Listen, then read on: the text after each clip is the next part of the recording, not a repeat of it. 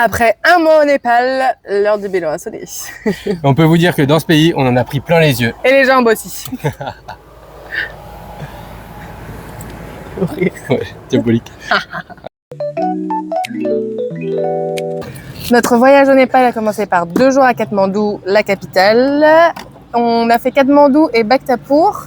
Si c'était à refaire, on prendra un logement soit à Bhaktapur, soit à Patan, qui sont 2 petites villes collées à Katmandou, et qui sont plus agréables que de loger dans la capitale.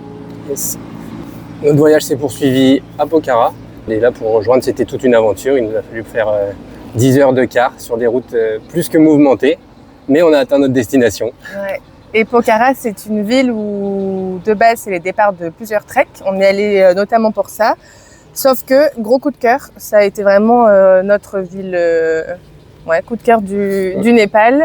C'est une ville qui est très agréable, on peut faire des balades autour du lac, il y a des petits monuments à visiter. Il y a aussi différentes activités qui sont proposées comme le parapente ou le rafting, qui sont les 2 activités que nous on a faites et qu'on recommande forcément. Carrément. Et après, forcément, on était à Pokhara pour faire un trek. Donc on a fait notre trek, on a fait celui de l'Annapurna Base Camp. C'était vraiment incroyable, le paysage magnifique. Ouais, et on peut que le recommander. Ouais, carrément. Et on était de retour à la fin du trek, on est retourné à Pokhara pour une deuxième session de 5 jours. Ouais, de repos. Ouais. Bien mérité. Et on a fini à Chapakot. Chapakot qui est un petit village au sud du Népal où on y allait 8 jours. Enfin, on y a passé 8 jours pour faire une semaine en immersion chez une famille népalaise. Et c'était juste incroyable. On a participé à la vie de la famille. Grâce à Nîmes, c'était une trekking. Voilà, la dernière étape de notre séjour au Népal, c'était Berahawa. Alors, c'est pas du tout un point important à faire. Un incontournable. Mais c'était pour nous le lieu de départ de notre vol en direction de la Thaïlande.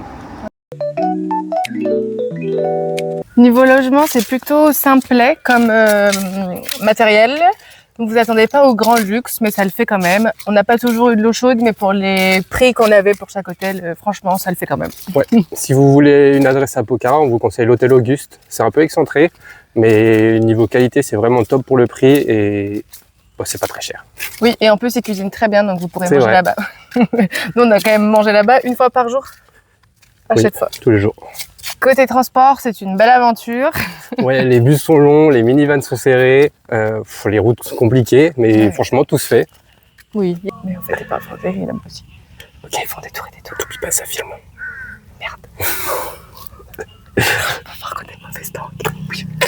Et on a aussi adoré marcher. Après l'Inde, franchement, on avait l'impression d'avoir des trottoirs de luxe, donc c'était un pur bonheur. Ouais, rien que le fait d'avoir des trottoirs, ouais. Et pas d'éclairage public? Ah oui, pas partout. Pour les trottoirs, au cas où si vous marchez, ayez votre flash de téléphone. Et sinon, pour la nourriture, délicieux. Que ce soit les dalbat, les chomen, les momos, le pain tibétain, le thé. Mon Dieu, le thé. C'est assez simple, mais franchement, un régal à chaque fois et délicieux. Partout. On a eu 0 déception, je crois. Ouais. Les gens sont adorables, toujours le sourire, toujours là pour vous servir. Et comme ils nous ont dit, certains locaux nous l'ont dit, les touristes sont toujours rois. Ils feront toujours tout pour vous. C'est vraiment ce qui nous a marqué, la gentillesse des Népalais. Ouais, complètement. Et concernant le trek, pas d'hésitation, foncez. Celui qu'on a fait est incroyable, on peut que vous le recommander. Physique, mais si vous êtes un minimum sportif. Physique, ok, c'est accessible quand même, il y a beaucoup de marches. Un peu sportif, mais easy. Ouais, tout est relatif. Niveau sécurité, en 1 mois, nous, aucun souci. On s'est pas du tout senti en danger ou... Ouais. Même quand on a marché dans des endroits qui n'étaient pas trop éclairés le soir en venant de Pokhara, pas de problème particulier, pas peur. Non, rien du tout. Ouais, tant mieux. Faites attention quand même. Côté budget, pour 26 jours, on en a eu pour environ 1 900 €. Soit 37 € par jour par personne. On est un peu au-dessus du budget, mais c'est à cause du trek, le guide et notamment le fait qu'on ait pris un all-inclusive.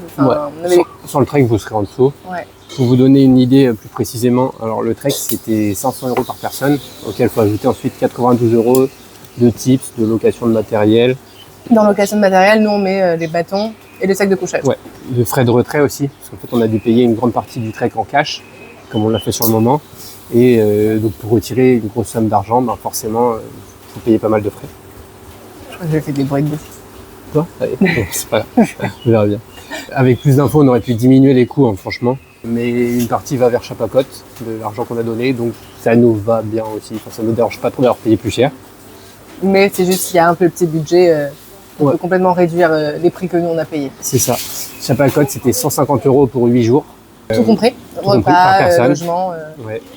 Et Activité. ensuite, la vie normale, c'est vrai que le reste du temps, si on enlève ces deux moments, ces deux expériences fortes, on est à 19 € par jour par personne. Donc c'est vraiment C'est pas vraiment grand pas chose. cher. Ouais. Juste pour découvrir le Népal sans faire de trek ou de grosses activités. Et encore là-dedans, il y a le parapente. Oui. Enfin, vous pouvez vous en Parapente sortir et pour pas rafting. grand-chose. Ouais. Franchement, c'est une super destination à bas coût. Ouais. Et j'allais insister aussi sur le fait que le trek, même s'ils veulent venir au Népal sans faire trop de Le trek. dépenses, Ah oui. même en faisant juste un trek sans guide et sans... Ouais, il y a des treks plus petits qui sont C'est faisables possible, sans quoi. guide, sans rien. Enfin, C'est vraiment un pays, une bonne destination à bas prix. Oui. Très accueillante. Ouais. Pour le e-visa, vous pouvez le faire en ligne. Nous, ça n'a pas fonctionné, donc on l'a fait directement à l'aéroport. Sachez que si vous faites ça, il n'y a aucun problème. Il existe des bornes où vous pourrez les faire à n'importe quelle heure et ça prendra 4 minutes. Prévoyez juste 50 $ ou 50 €. Vous n'avez pas besoin de prendre de carte SIM ou de faire de change avant d'arriver au Népal. Vous pourriez le faire directement à l'aéroport avec les mêmes frais qu'ailleurs dans le pays. Attention, la limite de retrait est de 25 000 roupies, sauf 35 000 dans les Nabil Bank. Le pays est en 2082, ils ont 57 ans d'avance sur nous et sachez que leur nouvel an est en avril-mai. Les villes sont bien desservies par les cars, mais les trajets sont super longs et mouvementés. Pensez à prévoir ça, notamment si vous avez le mal des transports. Et une petite astuce qu'on peut vous donner, c'est de penser à appeler la compagnie juste avant votre voyage pour confirmer votre trajet, en cas d'intempérie notamment. Nous, on a eu le cas où un trajet a été annulé juste la veille de notre départ. Le dalbat. Le dalbat, c'est le plat national traditionnel, typique par excellence que vous devez absolument goûter.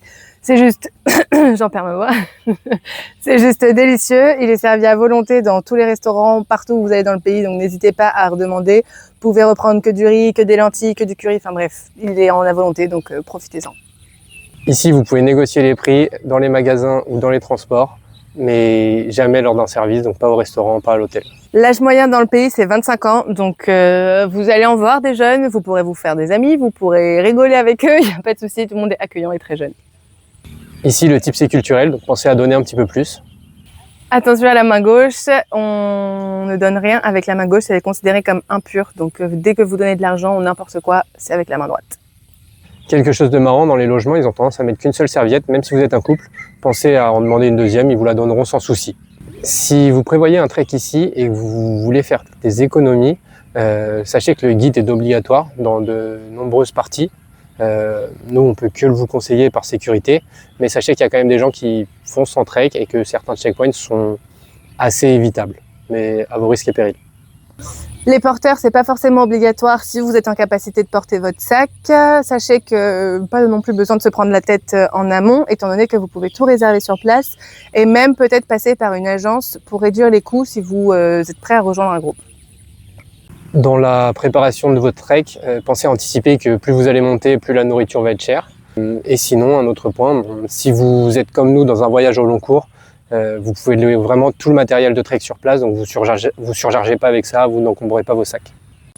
Et si vous voulez, on peut vous donner le contact de Rames, qui a été notre guide pendant ces 7 jours de trek et qui parle français, si besoin, et anglais. Voilà, vous savez tout sur notre voyage d'un mois au Népal.